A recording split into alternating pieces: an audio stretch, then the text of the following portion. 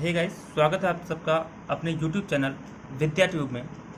हमारी एक Indian polity की एक थर्ड क्लास है। इससे पहले हम 2 क्लास कर चुके हैं, ठीक है, जिसमें हमने संविधान के बारे में पढ़ा, यानी कॉन्स्टिट्यूशन के बारे में पढ़ा और पॉलिटी के बारे में पढ़ा है, ठीक है। Why do we need constitution पढ़ा, यानी कि हमें ज़रूरत की होती है, इंपॉर्टेंस के बारे में पढ़ा। और हमने एक टॉपिक पढ़ा था क्लासिफिकेशन ऑफ कॉन्स्टिट्यूशन, वो सेकेंड क्लास में हमने पढ़ा था, ठीक है। तो सेकेंड क्लास में मैंने एक चीज़ बोली थी, एक चीज़ बताया था कि on the base of compilation we can classify the constitution in 2 parts. The first is written and the second is unwritten. Okay, तो कंपाइलेशन यानी संकलन के आधार पर हम संविधान को 2 भागों में बांट सकते हैं। पहला लिखित संविधान और दूसरा अलिखित संविधान, ठीक है। तो आज हम उन्हीं दोनों के बीच में क्या करेंगे, डिफरेंस देखेंगे कि इन दोनों के बीच में डिफरेंस क्या होता है। बहुत इंपॉर्टेंट चीज़ है ये दोनों, ठीक है। पूरे दुनिया में केवल यही इसी तरह 2 तरह के संविधान है, या तो लिखा होगा या तो अलिखित होगा, यानी लिखा नहीं होगा, ठीक है। तो देखो इन दोनों बीच में डिफरेंस क्या होता है, मात्रा का होता है, क्वांटिटी का होता है, ठीक है। दुनिया का कोई भी संविधान आप ले लो, चाहे भारत का संविधान ले लो, चाहे आप यूएसए का ले लो, चाहे यूके का ले लो, ठीक है, चाहे चाइना का ले लो, चाहे आप पाकिस्तान का ले लो, ठीक है। दुनिया का जितने भी संविधान हैं, कोई भी संविधान, किसी भी देश का संविधान A to Z, कोई भी देश, ठीक है, उसमें ऐसा नहीं हो सकता कि आपका उसमें क्या हो 100% चीज़ें क्या हो उसमें लिखी हुई हो, ठीक है। ऐसा हो ही नहीं सकता। आप 100% चीज़ें आप अपने संविधान में लिख ही नहीं सकते, पॉसिबल ही नहीं है ना। तो पॉसिबल क्या है फिर, है ना, जब 100% चीज़ें पॉसिबल ही नहीं है लिखना, तो पॉसिबल क्या है। तो पॉसिबल क्या है, पॉसिबिलिटी ये होती है कि ज़्यादातर चीज़ें, मेजर चीज़ें, ज़्यादातर चीज़ें 70% या 80% चीज़ें आप लिख देते हैं, ठीक है। और कुछ चीज़ें 10-15%, 20%, 30% चीज़ें क्या होती है, अलिखित होती है, या फिर इसका अपोजिट होता है, यानी 30% चीज़ें लिखी होती हैं और 70% चीज़ें नहीं लिखते आप, है ना। तो रिटन कॉन्स्टिट्यूशन क्या होता है, लिखित संविधान क्या होता है, इसमें 70% चीज़ें, 70% रूल एंड रेगुलेशंस आपके लिखे हुए होते हैं। इस संविधान में जो लिखित संविधान होता है उनमें देश के 70% चीज़ें लिखी हुई होती हैं, लिखा हुआ होता है, मेंशन होता है। और केवल 30% चीज़ें या 30% से भी कम, ठीक है, चीज़ें क्या होती हैं, अलिखित होती हैं, ठीक है। वहीं पर अनरिटन को देखें, अगर अलिखित संविधान को देखें तो वहाँ पर क्या होता है, वहाँ पर जो रिटन पार्ट होता है वो कम होता है, ठीक है। रिटन पार्ट केवल 30% चीज़ें लिखी होती है। मान लो 100 रूल है पूरी दुनिया, देश में पूरे के पूरे 100 रूल हैं, 100 रूल से ऊपर नहीं है, तो केवल 30 रूल या 30 से कम रूल, 20 रूल, 25 रूल लिख दिया गया होगा। बाकी के रूल ऐसे ही ओरली चल रहे हैं, ठीक है, उसको कहीं लिखा नहीं गया है, ठीक है।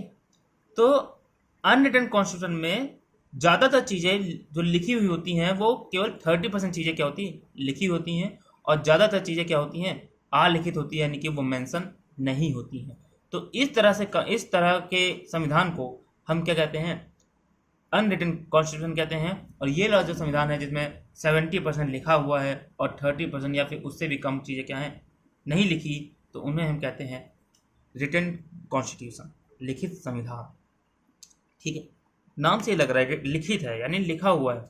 अब 100% चीज़ें लिख नहीं सकते, है ना, लिख कितने कर सकते हम, 70%, 80% ये सब चीज़ें लिख सकते हैं। तो अगर मोर देन 70% चीज़ें आपके पास क्या है, लिखी हुई हैं, तो आपके क्या है, लिखित संविधान है। अगर 30% चीज़ें लिखी हुई हैं और बाकी सारी चीज़ें नहीं लिखी, तो वो क्या है, आपका unwritten constitution. Okay guys, I hope समझ में आ गया होगा ये पॉइंट। इसके अलावा बात करें हम सेकेंड पॉइंट की, देखो ये संविधान जो लिखित संविधान है, रिटन कॉन्स्टिट्यूशन है, उसे लिखा जा रहा है ना।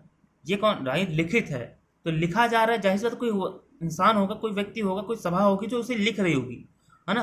और संविधान लिखता कौन है, हम सबको पता है कि संविधान जो लिखते हैं उसे हम क्या कहते हैं, उस सभा को हम कहते हैं संविधान सभा, यानी कि कॉन्स्टिट्यूएंट असेंबली, है ना। कॉन्स्टिट्यूएंट असेंबली का काम क्या होता है कि वो संविधान को लिखती है, सारी चीज़ें संविधान का देखती है वो। तो रिटन कॉन्स्टिट्यूशन में हमें संविधान सभा देखने को मिलती है ना।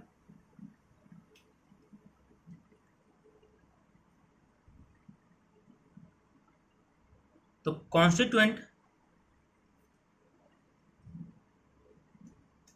असेंबली create दिस कॉन्स्टिट्यूशन, ठीक। कॉन्स्टिट्यूएंट असेंबली जो होती है वो क्या करती है, इस संविधान को बनाती है, जबकि इसमें ऐसा नहीं, ठीक है। इस संविधान में जो आलेखित संविधान है उसमें ऐसा नहीं है, ठीक है। इसमें क्या होता है, ये संविधान डेवलप होता है धीरे धीरे, डेवलप है ना, विकसित होता है धीरे धीरे।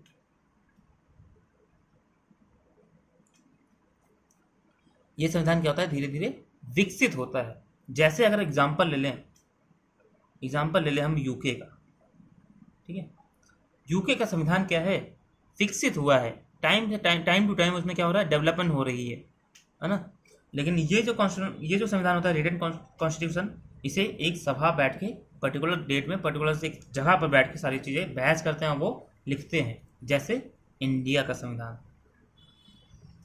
ठीक है। जैसे भारत का संविधान क्या है, लिखा गया है, हमारा संविधान क्रिएट किया गया है बाय द कॉन्स्टिट्यूएंट असेंबली, है ना।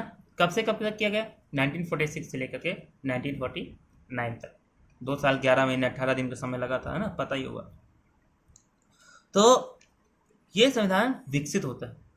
विकसित कैसे, देखो, विकसित मैंने कल बताया था आपको कि अगर आप यूके में जाके पूछें कि आपका संविधान, यूके के किसी भी संविधान को बुलाओ और उसको सामने बैठा के पूछो कि आपका संविधान कब लागू हुआ या कब बना, ठीक है, तो वो आपको आंसर नहीं दे पाएगा, सीधे बोल देगा मुझे नहीं पता, आई डोंट नो, ठीक है। क्यों, उसे पता नहीं, क्यों नहीं पता, क्योंकि उनका संविधान कभी बना ही नहीं है, उनका संविधान कभी लागू ही नहीं हुआ।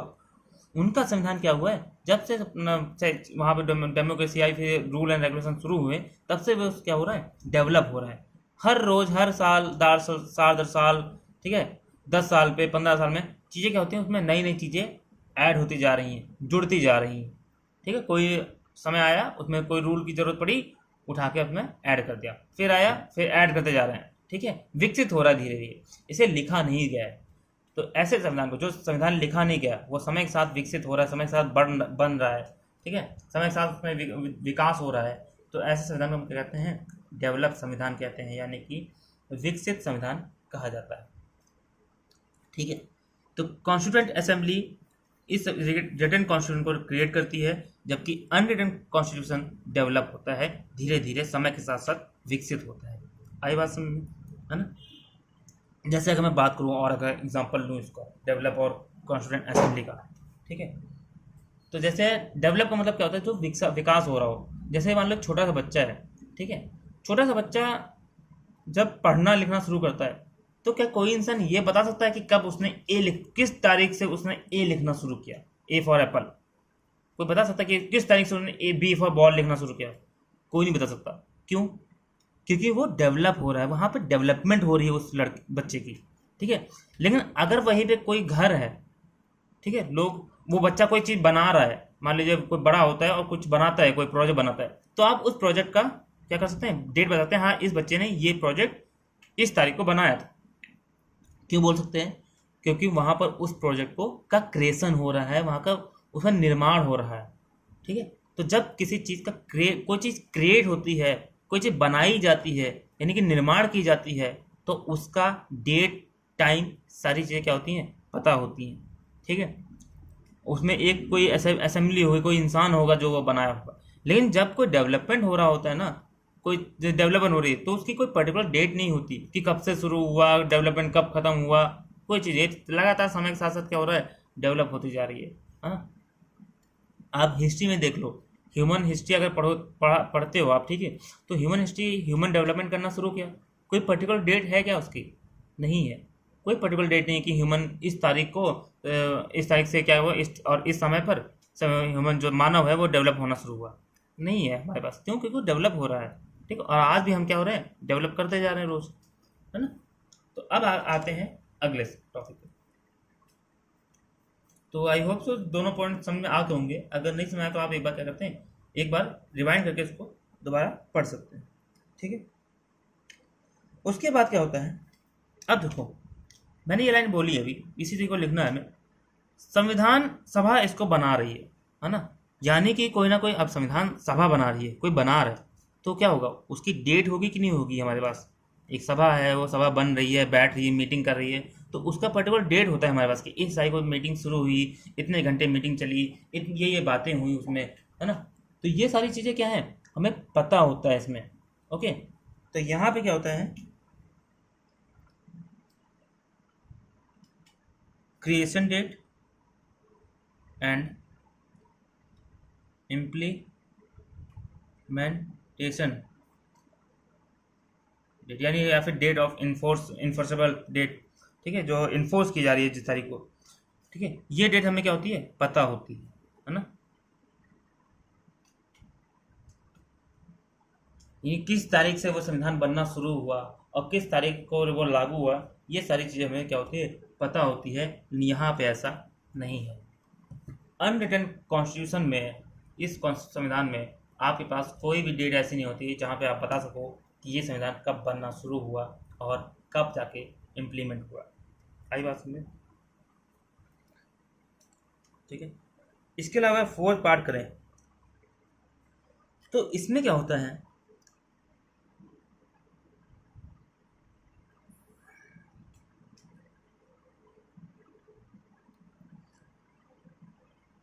इसमें होता है there are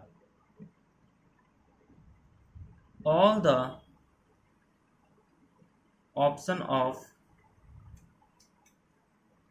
nature of polity, है ना, ठीक है। यानी कि इसमें राज व्यवस्था की प्रकृति के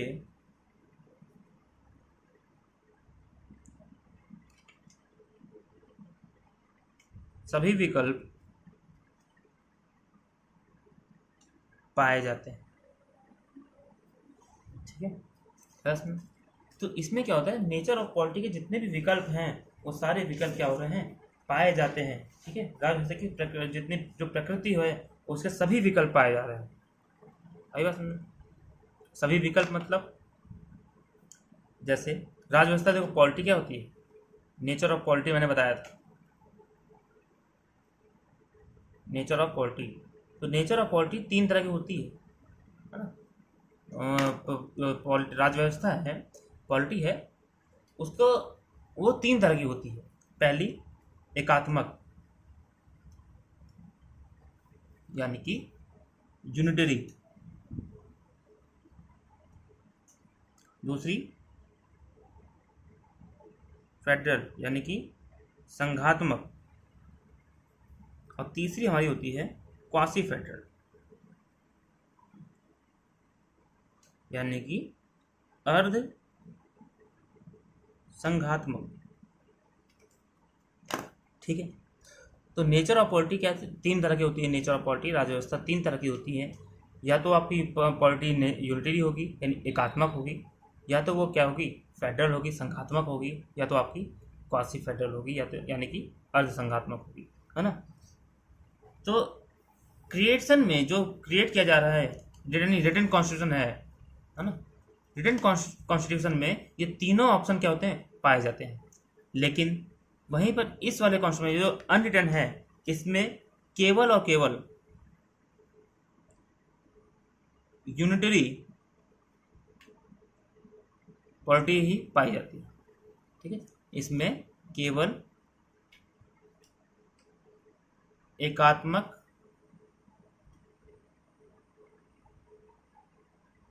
राजव्यवस्था ही पाई जाती है, ठीक है। तो अब इसको हम समझते हैं कि एकात्मक क्या होता है, फेडरल क्या होता है, क्वासी फेडरल क्या होता है ना। देखो मैंने इससे पहले भी क्लास में बताया था आपको कि एकात्मक में क्या होता है, चीज़ें सेंट्रलाइज होती हैं, यानी कि सेंटर जो होते हैं, देखो देश जो होता है उसको दो तरह की सरकारें होती हैं। या तो आपकी क्या होगा, सेंटर होगा एक गवर्नमेंट, है ना, एक सेंटर होता है, और दूसरा स्टेट लेवल पे होता है, राज के लेवल पे होता है। तो अगर सेंटर ज़्यादा पावरफुल है और स्टेट के पास पावर नहीं है, ठीक है, सेंटर ही है, जो भी है माई बाप सब कुछ क्या है, सेंटर है, ठीक है, तो वो व्यवस्था क्या कहलाएगी, यूनिटी कहलाएगी, नहीं एकात्मक, है ना। यानी कि अगर सेंटर ज़्यादा पावरफुल होगी, सेंटर पावरफुल हो बल्कि ज़्यादा नहीं, सबसे ज़्यादा पावरफुल, स्टेट का कोई पावर ही नहीं है, ठीक है, तो वो क्या होगा, यूनिटरी होगा। ठीक है, यानी चीज़ें क्या है, सेंट्रलाइज्ड है, केंद्रीकृत है, व्यवस्था कैसी है, केंद्रीकृत। फेडरल में क्या होता है, फेडरल में व्यवस्था क्या होती है, विकेंद्रीकृत होती है ना, डिसेंट्रलाइज होती है। यहाँ पर सेंटर पावरफुल नहीं होता, यहाँ पर स्टेट पावरफुल होता है, राज्य पावरफुल होते हैं इस वाले में, ठीक है, संघात्मक। इसीलिए से हम संघ कहते हैं, संघात्मक, है ना, ग्रुप ऑफ स्टेट होता है यहाँ पर, और स्टेट पावरफुल होता है। ठीक है, ये हम चीज़ें आगे क्लास में और अच्छे से पढ़ेंगे, ठीक है, जब हम फेडरलिज्म पढ़ेंगे, संघवाद, ठीक है, तो वहाँ अच्छे से चीज़ें दोनों पढ़ेंगे, इनकी सारी प्रॉपर्टी, इनकी कमियाँ, सारी चीज़ें पढ़ेंगे। तो अभी इतना समझ लो कि राज्य व्यवस्था की जो प्रकृति होती है उसके सारे के सारे, यानी ये तीनों option, option A, option B, option C, और तीनों ऑप्शन क्या होते हैं इसमें पाए जाते हैं। लेकिन यहाँ पर केवल और केवल कैसी पाई जाती है, यूनिटरी पॉलिटी ही पाई जाती है, एकात्मक व्यवस्था ही पाई जाती है। ओके गाइस, अब हम बढ़ते हैं अपने अगले पॉइंट की तरफ। तो अगला पॉइंट हमारा क्या है, यहाँ पर जो जुडिशरी होती है, ठीक है, कहाँ पर, रिटर्न की बात कर रहा हूँ मैं, ठीक है, लिखित की। तो लिखित में जो जुडिशरी होती है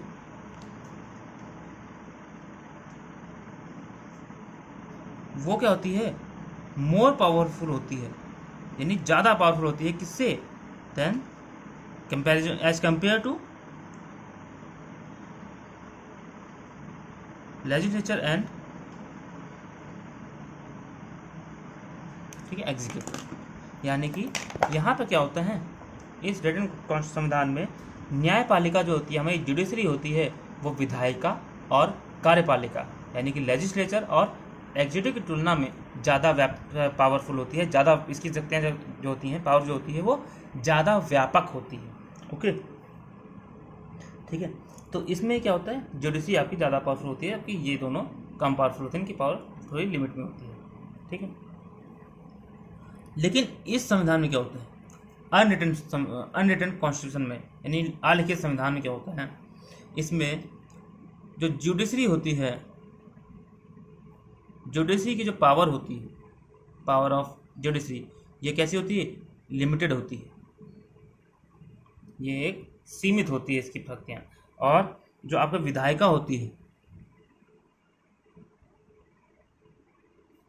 इनकी पावर क्या होती है, बहुत ज़्यादा होती है। ठीक है, एज कंपेरिजन टू जुडिशरी। तो देखो दोनों में क्या अंतर है, रिटर्न संविधान में यानी लिखित संविधान में जुडिशरी, आपकी जो न्यायपालिका है वो ज़्यादा पावरफुल है, किससे, लेजिस्लेचर और एग्जीक्यूटिव से, यानी कि विधायिका और किससे, आपकी कार्यपालिका से, है ना। अब लेजिस्लेचर एग्जीक्यूटिव पता होगा क्या होता है, बताया था मैंने कल, है ना, ये कानून बनाता है, ये कानून को लागू करता है, और न्यायालय क्या करता है, कानून देता है, न्याय देता है। तो रिटर्न संविधान कॉन्स्टिट्यूशन में, यानी कि रिटर्न कॉन्स्टिट्यूशन यानी कि लिखित संविधान, इसमें न्यायपालिका जुडिशरी ज़्यादा पावरफुल होती है, जबकि ये दोनों कम पावरफुल होती हैं। और इसमें अगर देखें अनरिटन में, तो यहाँ पर जुडिशरी की पावर लिमिटेड होती है, सीमित होती है, जबकि लेजिस्लेचर की पावर क्या होती है, बहुत ज़्यादा होती है, यहाँ पे इसकी शक्तियाँ बहुत व्यापक होती हैं। आई बात में। अब देखते हैं अगला पॉइंट,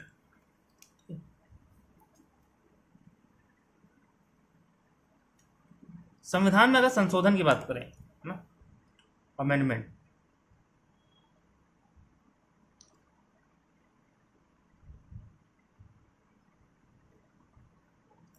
देखो यहाँ पर अगर अमेंडमेंट, रिटन कॉन्स्टिट्यूशन है, यानी कि रिटन लिखित संविधान है, रिटन कॉन्स्टिट्यूशन है, तो यहाँ पर जो अमेंडमेंट करने की जो प्रोविज़न होंगे वो तीनों तरह के पाए जाएंगे, यानी कि ये फ्लेक्सिबल भी हो सकता है, ठीक है, रिजिड भी हो सकता है, रिजिड, और दोनों का मिक्स हो सकता है, मिक्सरित हो सकता है। ठीक है, तो फ्लेक्सिबल मतलब लचीला, और रिजिड मतलब कठोर, और मिक्स मतलब मिश्रित। ठीक है, तो कॉन्स्टिट्यूशन में यानी रिटन कॉन्स्टिट्यूशन में अमेंड करने की संविधान को, यानी संविधान में संशोधन करने की जो प्रोसेस होता है, ठीक है, जो नेचर होता है वो क्या होता है, इसमें तीनों तरह का होता है, यानी लचीला भी हो सकता है, कठोर भी हो सकता है, या फिर दोनों का मिक्स भी हो सकता है, मिक्सचर भी हो सकता है। ठीक है, लेकिन यहाँ पर अगर देखें, इस अनरिटर्न में देखें, तो यहाँ पर क्या होता है, हमेशा फ्लेक्सिबल होगा। देखो, डेवलप हो रहा है, डेवलप कब होता है, बच्चा डेवलप कब होता है, हाँ देखो हम डेवलप नहीं हो रहा, अगर हम बड़े हो गए हैं, ठीक है, हमारी हाइट अब नहीं बढ़ेगी, हमारी हड्डियां नहीं बढ़ेंगी, लेकिन एक बच्चा डेवलप, छोटा सा बच्चा होगा, वो डेवलप करता है। क्यों?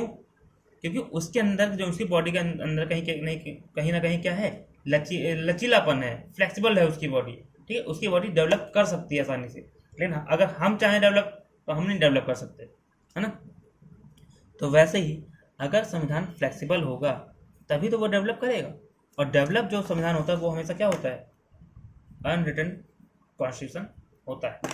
ठीक है, तो अनरिटन कॉन्स्टिट्यूशन हमेशा नेचर ऑफ उसकी अमेंडमेंट क्या होगा, नेचर ऑफ अमेंडमेंट यानी संशोधन की प्रकृति कैसी होगी, फ्लेक्सिबल होगी, यानी कि यहाँ पर संविधान में संशोधन करना बहुत ज़्यादा इजी होगा। तो अमेंडमेंट इन कॉन्स्टिट्यूशन के आधार पर देखें तो रिटन कॉन्स्टिट्यूशन यानी लिखित संविधान में ये भी में अमेंडमेंट फ्लेक्सिबल भी हो सकता है, रिजिड भी हो सकता है और मिक्स भी हो सकता है।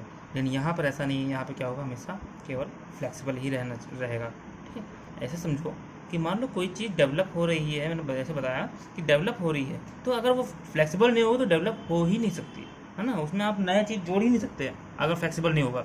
अगर हार्ड होगा तो उसमें आप कैसे जोड़ लोगे, बताइए भाई। कोई भी संविधान होगा, अगर उसमें वो नई चीज़ जोड़ रही है, आसानी से जुड़ती जा रही है, हर साल नई चीज़ जोड़ रही है, तो कैसे जुड़ेगा। क्या वो संविधान अगर हार्ड है तो क्या उसमें संशोधन कर पाओगे, नहीं कर पाओगे, है ना, क्योंकि बहुत हार्ड होता है, हो जाता है उसमें चीज़ प्रोसेस।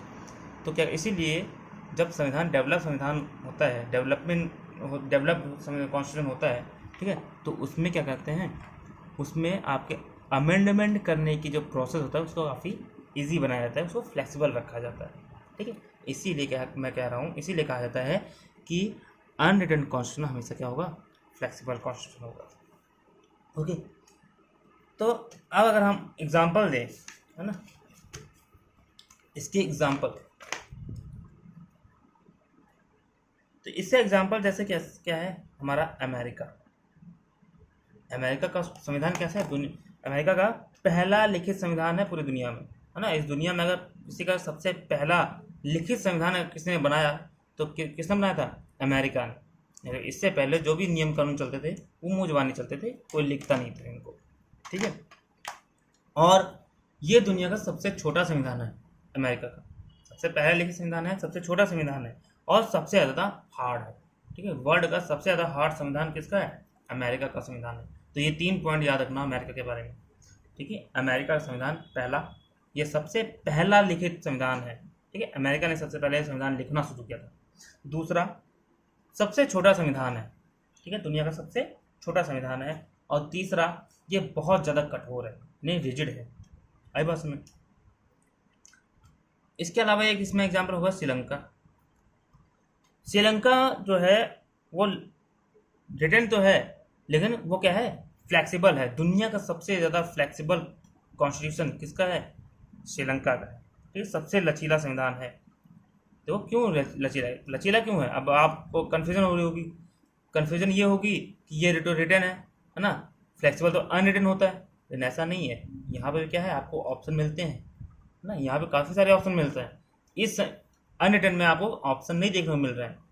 ठीक है, यहाँ पे डेवलप होगा, यहाँ पे यूनिटी होगी तो होगी, जुडिशरी पावरफुल कम होगी, फ्लेक्सिबल होगा केवल, है ना। तो यहाँ पे क्या है, ऑप्शन नहीं देखने को मिल रहा है, लेकिन इसमें आपको बहुत सारे ऑप्शन देखने को मिल रहे हैं, हर एक चीज़ पर ऑप्शन देखने को मिल रहा है। ठीक है, अभी समझाऊंगा इस चीज़ को क्यों। तो श्रीलंका का जो संविधान है वो दुनिया का सबसे लचीला संविधान है। भारत का संविधान अगर देखें तो वो भी क्या है, एक रिटन कॉन्स्टिट्यूशन है, यानी लिखित संविधान है, और ये दुनिया का सबसे बड़ा संविधान है ना। सबसे छोटा किसका है, अमेरिका का। सबसे बड़ा किसका है, इंडिया का। और सबसे लचीला किसका है, श्रीलंका का। और सबसे कठोर किसका है, अमेरिका का, है ना, यूएसए का। ठीक है, और अगर जापान की बात करें, ठीक है, इंडिया हो गया। एशिया में, यानी जो हमारी एशियन कंट्रीज हैं, एशिया में अगर किसी देश ने सबसे पहला संविधान लिखा तो वो कौन था, जापान। एशिया में पहला संविधान लिखने वाला देश कौन है? जापान है। ठीक है, कंफ्यूज मत होना। अमेरिका ने पूरे विश्व में पहली बार संविधान लिखा था, पूरे विश्व में पहली बार संविधान लिखा था, जबकि जापान ने क्या किया था? पूरे एशिया में सबसे पहला संविधान लिखा था।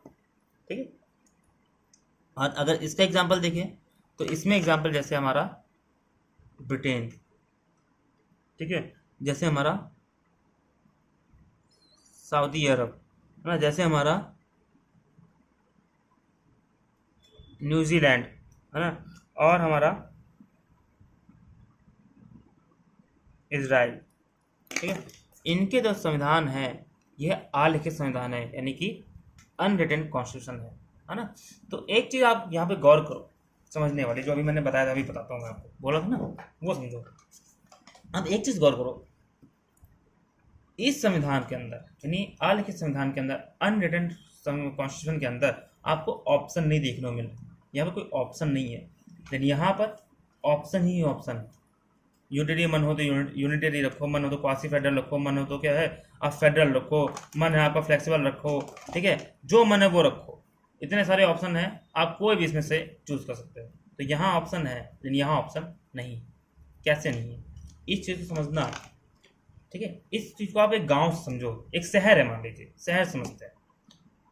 एक देखो, शहर जो होते हैं वो दो तरह से बनते हैं, या तो शहर नया नया बसाया जाता है ना, एक शहर होगा या तो वो नया नया बसाया जा रहा होगा, या फिर कोई एक दूसरा शहर होगा वो धीरे धीरे क्या होगा, पहले गांव रहा होगा, फिर वो धीरे धीरे छोटा सा गांव से पंचायत बनी होगी, पंचायत से वो कस्बा बनेगा, कस्बा से फिर वो क्या बनेगा, तहसील बनेगा। ठीक है, तहसील से फिर वो जिला बन सकता है, शहर बन सकता है ना, धीरे धीरे डेवलपमेंट हो रहा है। ठीक है, जैसे अभी कई सारे शहर बन रहे हैं, जैसे गुड़गांव हो गया, आपको गुड़गांव में क्या हुआ, डेवलप हुआ, लेकिन उसको कहने का बनाया गया है। ठीक है, जैसे अभी कई सारे स्मार्ट सिटीज़ बन रहे हैं।